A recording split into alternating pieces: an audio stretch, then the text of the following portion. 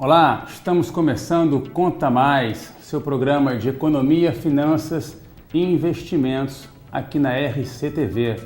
No programa de hoje vamos tratar de valuation e para isso estamos recebendo o Felipe Pontes, que é professor no Departamento de Finanças e Contabilidade da UFPB. Logo depois da vinheta, voltamos com a entrevista. Até já!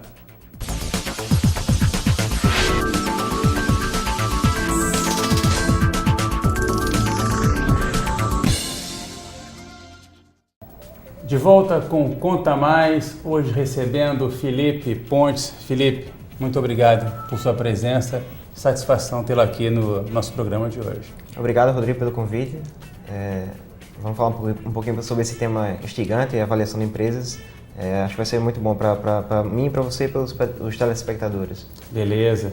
Felipe, então vamos lá. Pergunta direta, né? Você responde com o tempo que você precisar. O que é valuation de empresa? O que é valuation de investimentos? Valuation é um conceito amplo, é um processo amplo também de avaliar ativos, né? Avaliar investimentos, avaliar empresas. E aí, para fazer esse tipo de trabalho, nós precisamos ter acesso a várias informações sobre a empresa, e não só sobre a empresa, sobre o mercado como um todo no qual a empresa está inserida. Então é um processo realmente bem amplo, como o conceito é também. E muita gente fala que valuation é um pouquinho de arte, é um pouquinho de técnica. O Damodaran, né, fala que é mágica. Você concorda com isso? Concordo com um pouquinho de cada um dos três conceitos, né? Na verdade, é mais para um ofício, realmente é uma técnica, porque eu preciso mesclar várias técnicas de várias ciências para poder chegar a uma espécie de opinião sobre o valor da empresa, né? Não é um valor exato, a gente tem que deixar isso claro, porque o valor que eu cheguei no processo de avaliação de uma determinada empresa é uma opinião minha, com base no que eu avaliei daquela empresa sobre aquele valor. Mas não necessariamente você vai chegar àquele valor, outra pessoa vai chegar àquele valor. É uma opinião com base nos fundamentos que eu avaliei. Então ela é uma técnica, de fato, só que ela tem um pouquinho de arte também, porque quanto mais eu vou trabalhando nesse processo de avaliar a empresa, no processo de emitir a minha opinião sobre o valor da empresa, mais eu vou aprimorando essa técnica. E é também um pouquinho de mágica, porque às vezes eu preciso fazer um pouquinho de mágica para chegar a determinado valor, porque as empresas têm problema com a obtenção de dados, tem problema de influência da família na gestão da empresa, que é o caso de empresas paraibanas principalmente, nós temos muita empresa familiar. Então é um pouquinho de tudo, mas é mais de fato um ofício, uma técnica. E aí para você fazer o valuation, muitas vezes tem que se definir, né, porque o valor da empresa vai depender, né, dessa arte toda, aí, essa mágica toda e a técnica, né, de alguns parâmetros, né, parâmetros que devem ser acordados entre os interessados no valuation, é isso, né? Exato. Basicamente a gente precisa se preocupar com três parâmetros principais, né? São o fluxo de caixa, porque é o método mais utilizado para avaliar empresas, é o método do fluxo de caixa descontado, então nós temos que focar em avaliar a empresa pelo fluxo de caixa e obter esse fluxo de caixa. Isso não é um trabalho fácil, porque a proxy, que é uma aproximação para o fluxo de caixa da empresa que a gente utiliza, mas é baseado no lucro. Porque o lucro ele é mais persistente, é mais informativo do que o fluxo de caixa, por causa dos ajustes que nós fazemos para utilizar o regime de competência que nós utilizamos aqui no Brasil. Então, eu preciso estimar o fluxo de caixa com base nessas medidas que nós temos na empresa, com base na contabilidade dela.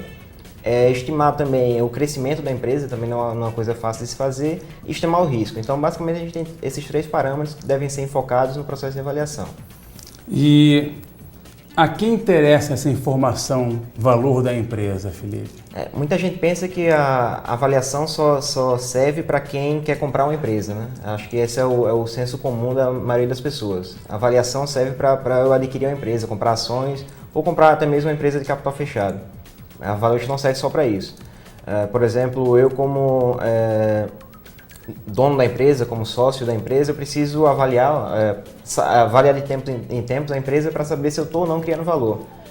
Assim como o gerente da empresa, o gestor, ele precisa avaliar para saber se ele está conseguindo criar valor para a empresa. Então, não serve só para a pessoa que quer comprar uma nova empresa ou quer comprar ações. Serve para gestor, para investidor, diretoria de forma geral e até mesmo para fornecedores, clientes, para saber se aquela empresa ela é realmente uma empresa que você pode confiar, né? Mas também para fusões, aquisições, Exato. cisões também serve. Isso. O sócio quer sair da empresa. Se o sócio quer sair da empresa, ele vai ter que ele não pode simplesmente sair e pegar o dinheiro que ele quiser, né? Ele precisa saber quanto é que ele vai receber e se alguém quer comprar aquilo. Então, se eu quero sair da sociedade, eu preciso avaliar a empresa para saber quanto é que eu vou cobrar por essa cota que eu tinha na empresa, né? E assim como a parte que vai comprar normalmente vai requerer uma outra avaliação, porque uma parte não confia na outra, né? Então, as duas vão chegar a um acordo baseado nisso, baseado nas duas opiniões dos dois avaliadores. E esse é um problema da avaliação, que geralmente a gente tem um viés da parte que está nos contratando, né? Se eu sou contratado por uma pessoa que está querendo comprar, eu vou ser meio que forçado a avaliar menor a empresa do que o cara que está contratado para avaliar o vendedor. Então, tem que ter cuidado com isso. Felipe, e no caso do investidor de ações, né, ele usa o valuation também para avaliar se é o momento certo ou não, né, de comprar uma ação para manter para o longo prazo, né, esses investidores de longo prazo em ações. Existem, Rodrigo, vários tipos de investidores, né, os especuladores, os de curto prazo e de longo prazo. Geralmente os de longo prazo eles usam os fundamentos da empresa para avaliar o valor da ação, se ele está correto ou não. Correto entre aspas, porque como eu disse anteriormente é uma opinião. Por exemplo, a ação da Natura hoje está cotada em torno de R$40. Se eu avaliei a empresa, fiz a valuation e cheguei a um valor de R$45, quer dizer que o valor da ação deveria estar sendo cotada a R$45, seria o valor justo dela. Como ela está cotada a R$40, minha decisão normalmente será de comprar a ação, porque eu espero que no futuro ela vá chegar a esses R$40 com base na projeção que eu fiz. Então essa é a ideia.